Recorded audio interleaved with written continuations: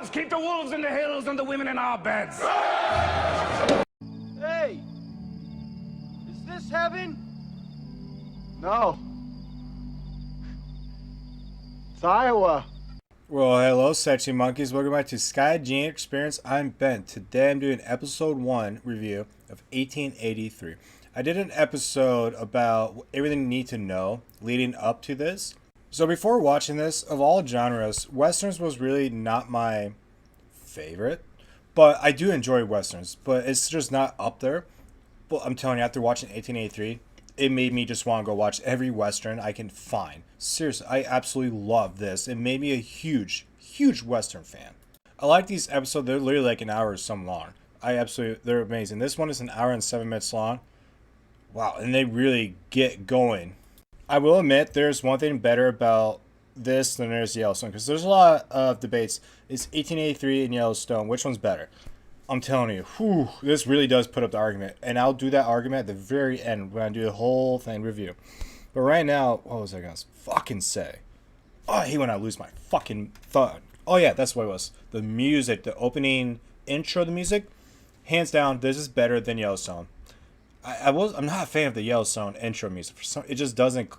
This really, the theme for this, unbelievable, amazing music. The orchestra, love it. What makes this different was at the very, like at the end of an episode, they would show you like a little clip of what's gonna be next. They did not do this with this. You got done with that episode, it was done.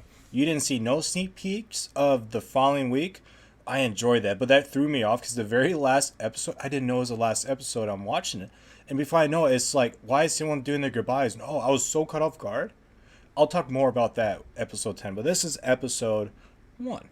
As you imagine, with every pilot, it's all about introducing to the characters, and the characters coming together and characters meeting each other. So you really get to discover them the way they're being discovered also.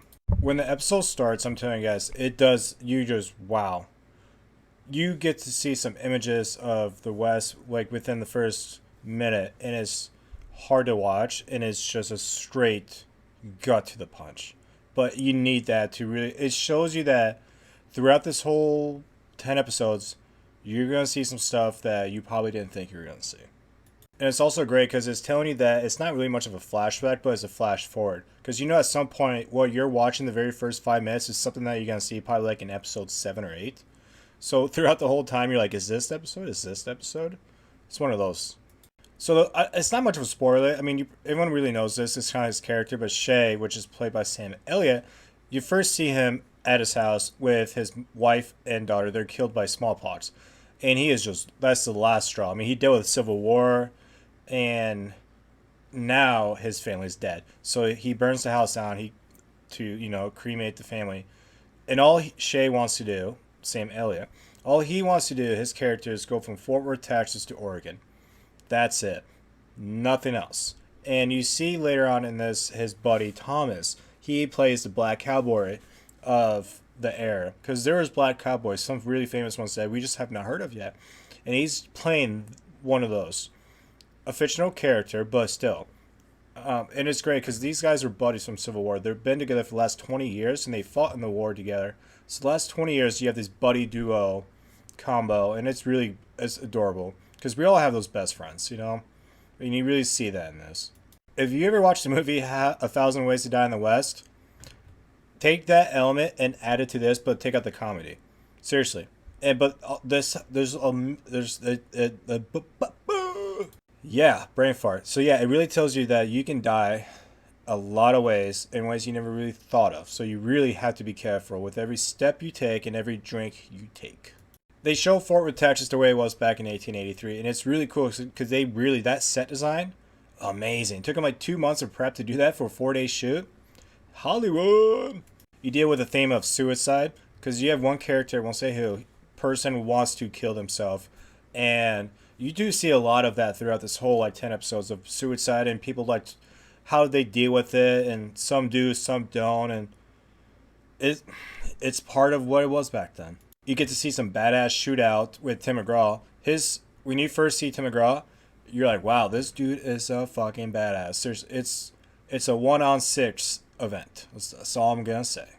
When you're going through Fort Worth, Texas, they don't shy away of showing you how it was back then. For example, they have this guy, instead of selling like hot dogs at a baseball game, he's selling Indian scalps.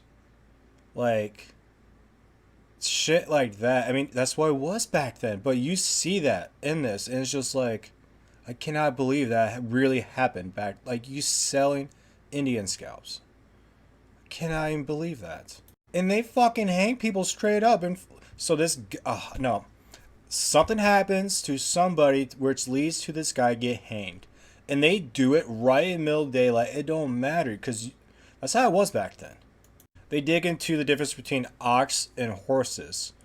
Because when you travel that far, I'm not going to say what, I'm not going to really talk about it because I'm not a fucking expert, but they dig into the difference between oxen and horses and why you should have this and why you should have not have that. I really like those little things because you learn a lot in this. Alright, so when you watch the Yellowstone, you know the Dutton family is. You don't fuck with the Dutton family. They really set that tone early in 1883 where you don't fuck with the Dutton family. Not at all. And it's a great Easter egg for the Yellowstone fans. Okay, so Sam Elliott, his character Shay, and Thomas are hired to take all these Germans from Fort Worth, Texas to Oregon. That's what their job is, because he's going no matter what, and he's taking these people with him because he wants to help them. He's not selfish. So the Germans, that's also a group in this, and they don't speak any English. You have one or two people that do speak English, and it's a whole new element for them because they're mountain people, and here they are going through this great plains in the southwest of America, desert, open, complete different terrain and elements they never dealt with before. They have no horses, they have no weapons. It's how it was back then. So really what happens is James Dunn, the main guy, Tim McGraw, he brings the wagon by himself from Tennessee down Texas, and the whole family, Margaret, which is his wife, played by Faith Hill, and that's his real wife in real life. So you have James Dunn and Margaret Dunn. That's mom and dad. They have two kids, Elsa and John. Elsa's 18 and John's like 5. And then you have Claire Dunn, which I'm still confused. I gotta look this up, but she might be... Wow, I didn't know that. Claire is Claire Dutton. That is James Dunn's sister. Shit, so in episode 2, you really... Wow, that made that scene, holy shit, way different. In episode 2, there's a scene where James Dunn and Claire Dunn, which is his sister... No, they don't have sex, no Game of Thrones, but like... That caught me off guard. I thought she might have been Faith Hill's sister. No, wow. Okay, so back to what I was saying. You have James Dunn and Margaret Dunn. That's mom and dad. Elsa, she's 18, and John, 5 years old. And then there's Claire Dunn, which is Tim McGraw's sister. And Claire has a daughter, which is about 18 also. So that's their group right there. And they are all coming in on train to Fort Worth, Texas to meet Tim McGraw there. So they meet up, they get a hotel, and it ends where they are... The episode really ends at the point where I was telling you about, like, don't fuck with the Duns. That's how the episode ends. It's like, oh. And I'm moving on to episode 2 because, damn, I just found out Claire is Tim McGraw's sister. Like, in... anyway. Sexy Monkeys, I will see you later.